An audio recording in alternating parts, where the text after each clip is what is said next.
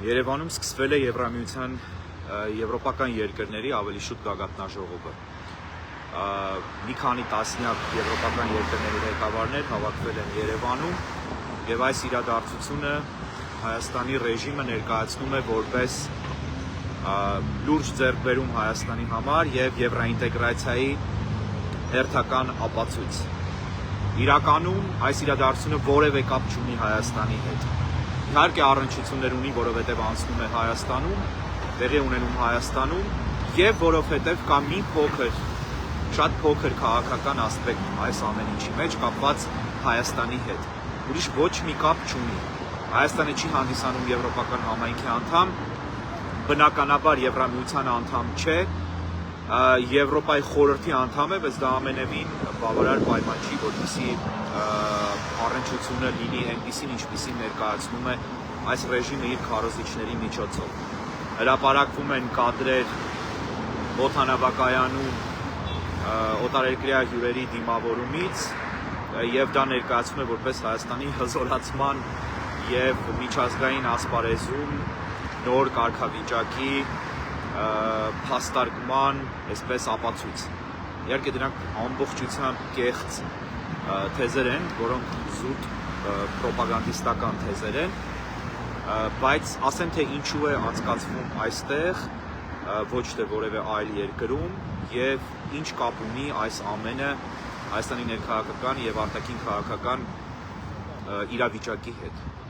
Իրականում սա կարող էր անցկացվել որևէ այլ երկրում, որը Եվրոպայի հանդեպ, Արևմուտքի հանդեպ ճշնամաբար տրամադրված չէ։ Եվ Հայաստանում անցկացվում է, որովհետև իմ փորին համոզմամբ ամենաառաջին հերթին Նիկոլ Փաշինյանը եվրոպացիներին, մասնավորապես վստահ եմ ֆրանսիացիներին, խնդրել է անցկացնել Հայաստանում հենց իմանալով, որ սա նախընտրական շրջան է, որպեսզի ցույց տա իր հերթական հեքիաթի եւս մեկ ապացույց, որ իբրև թե գնում է Հայաստանը դեպի Եվրոպա եւ հենց այդ պատճառով էլ հիմա օգտագործում են այսպիսի քարոզչական նպատակներով եւ Ֆրանսիան աջակցել է բնականաբար եւ երկրորդ հերթին, որովհետեւ Եվրոպան այնուամենայնիվ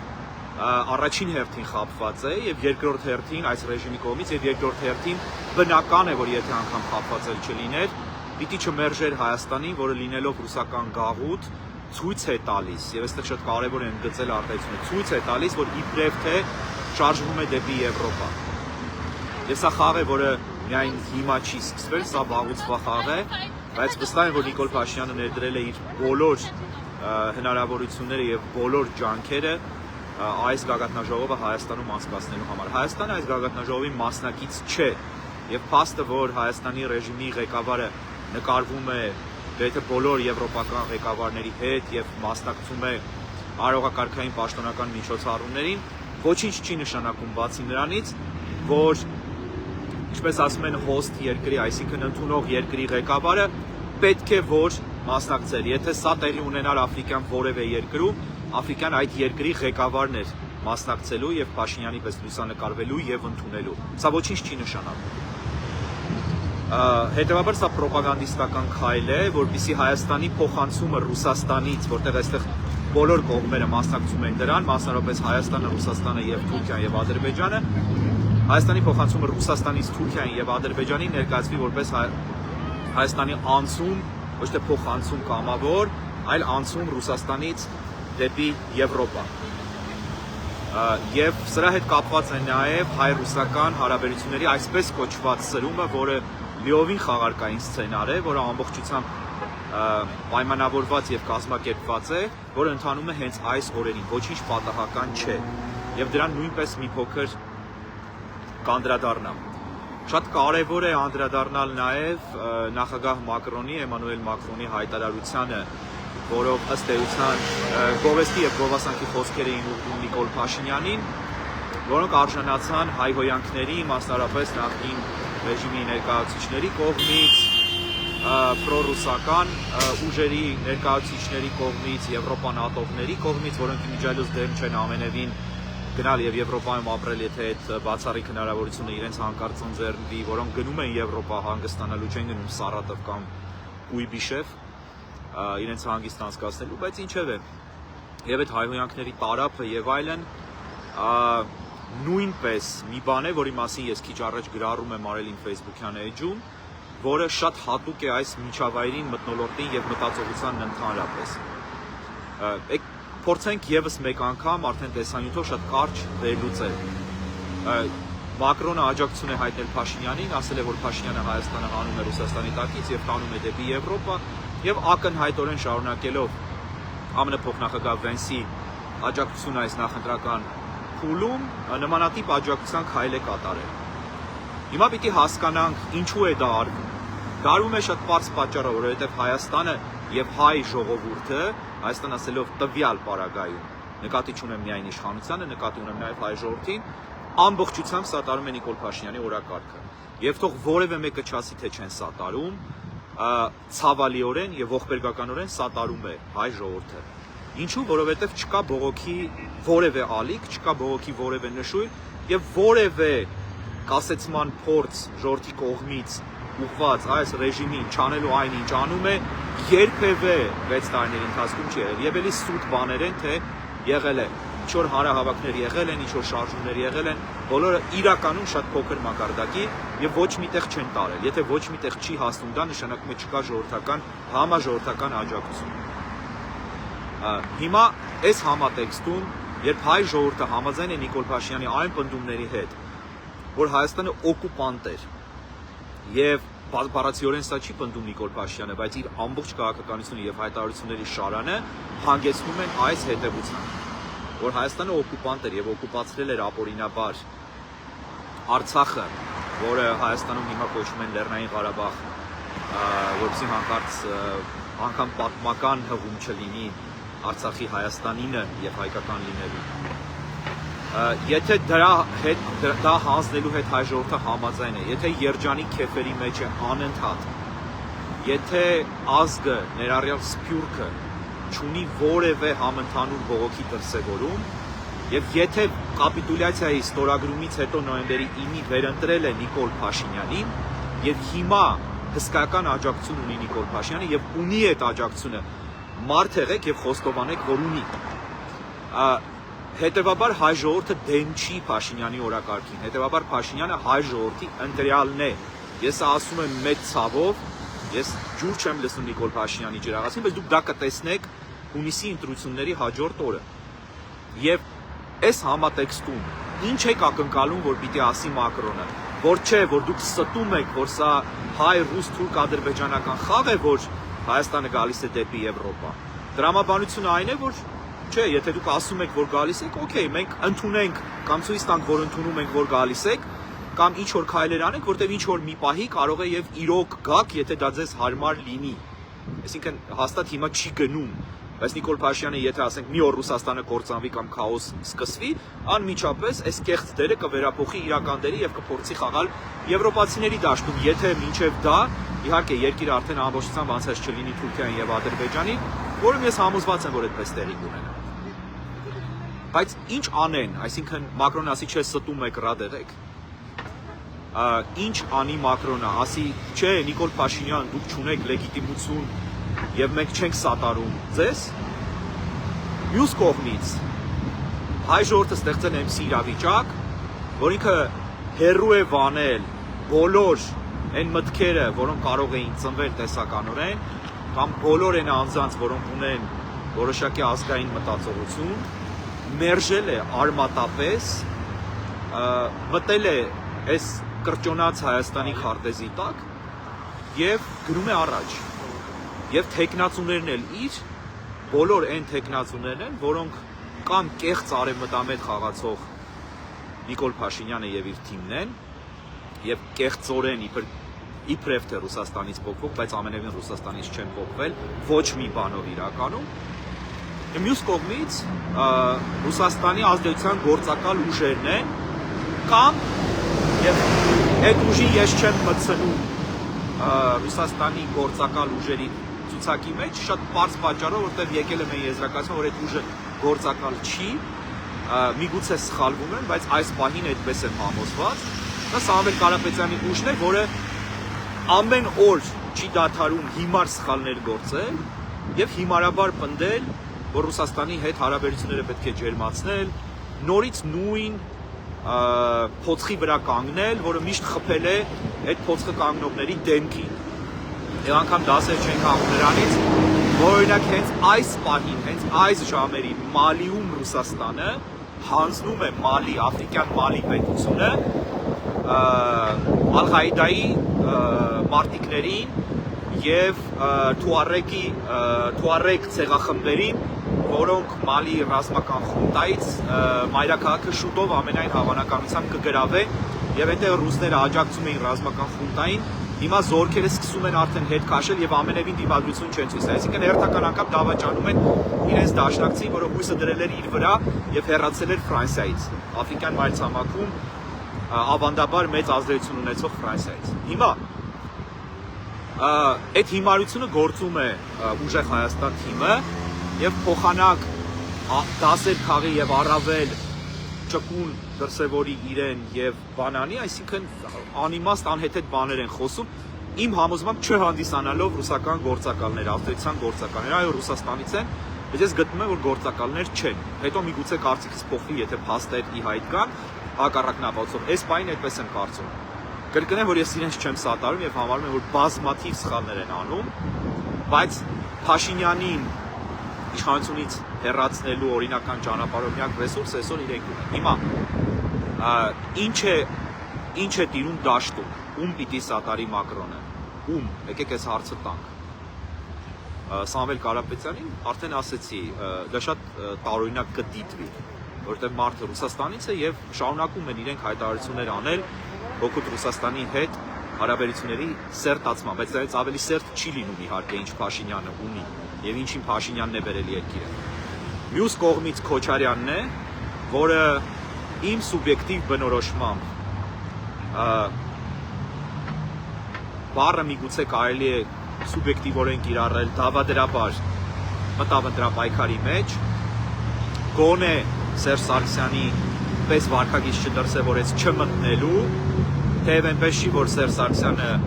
կարծում եմ չունի որևէ ուժ, որին ինքը ֆինանսավորում է այս ընտրապայքարում, որ նույնպես լավ չի,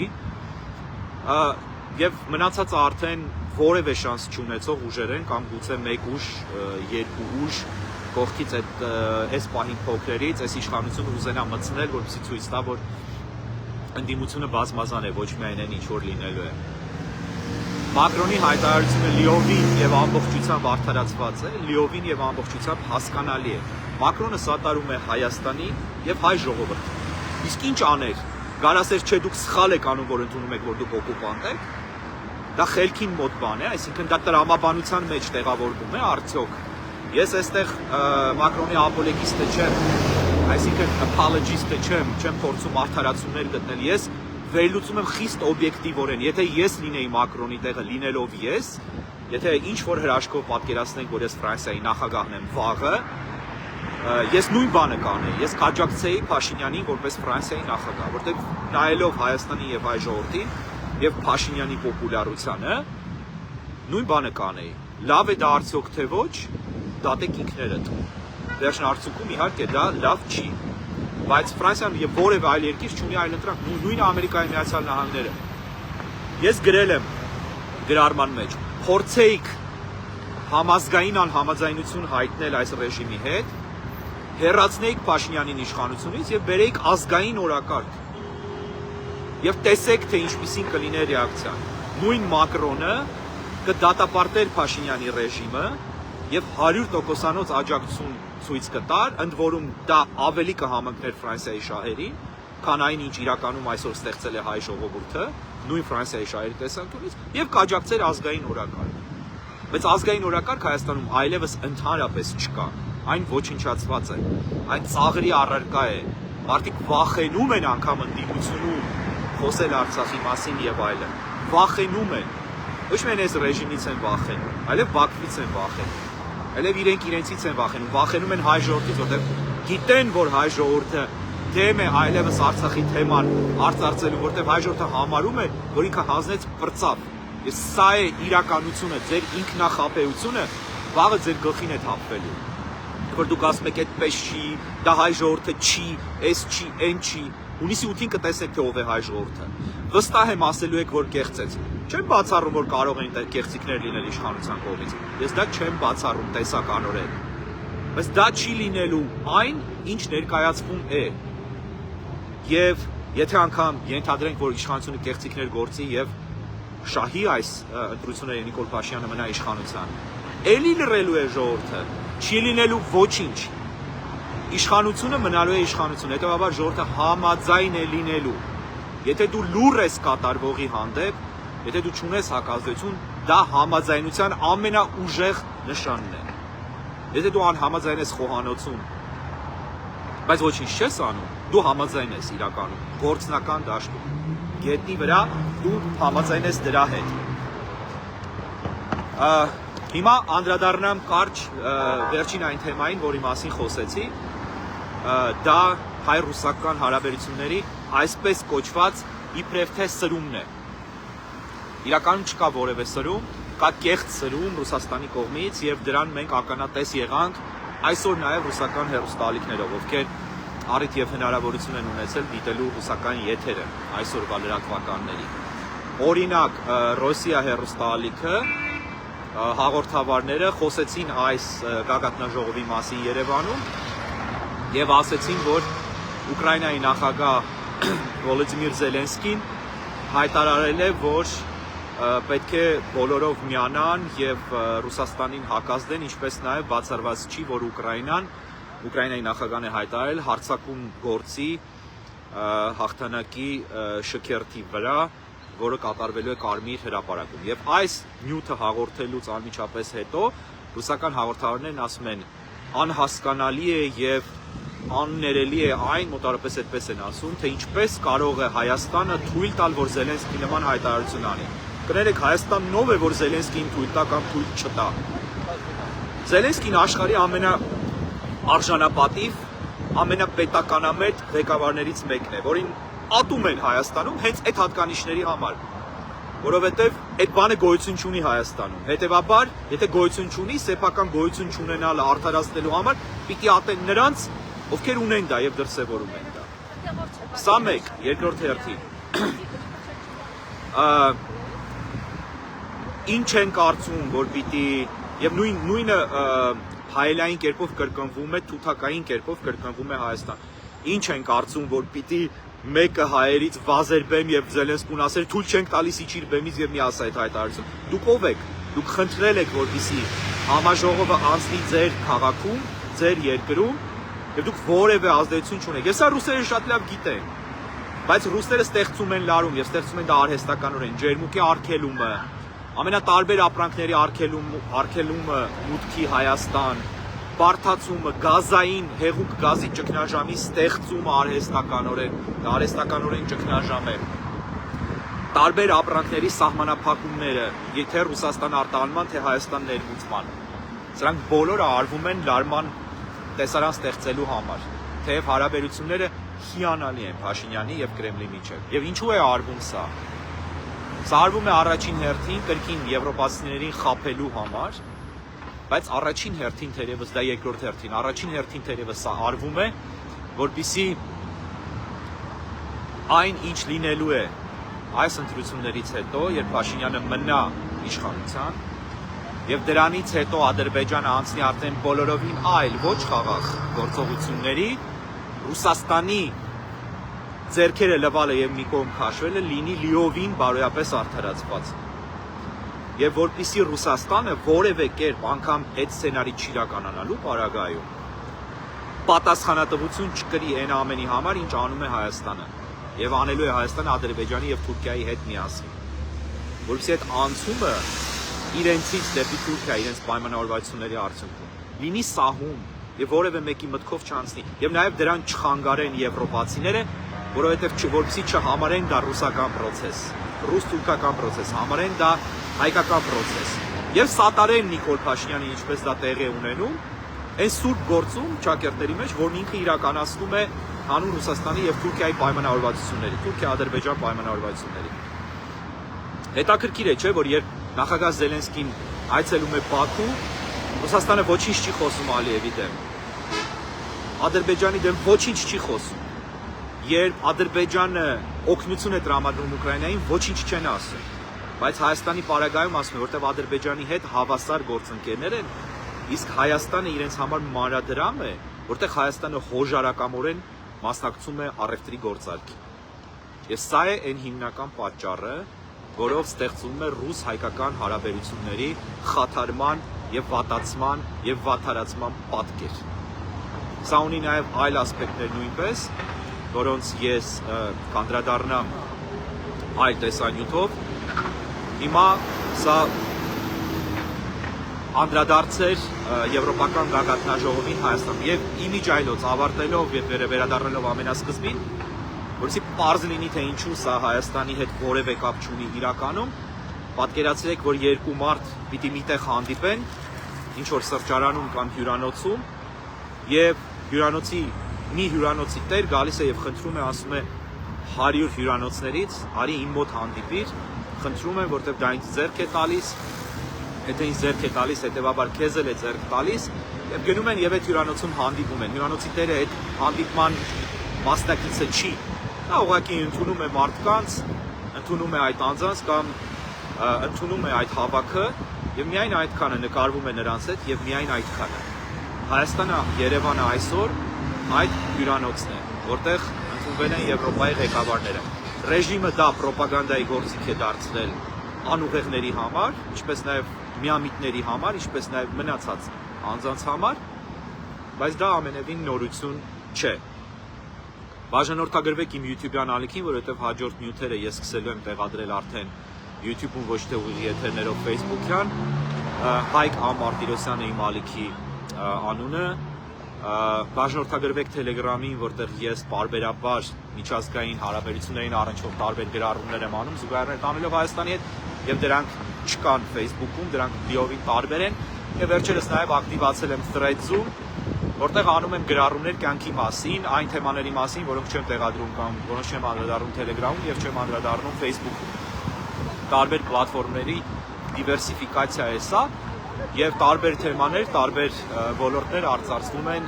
իմ տարբեր օգտահաշիվներում սոցիալական հարթակների։ Բաժանորդագրվեք, առավել ակտիվորեն եմ անդրադառնալու, չլինելով այլևս քաղաքական որևէ պրոցեսների բաց։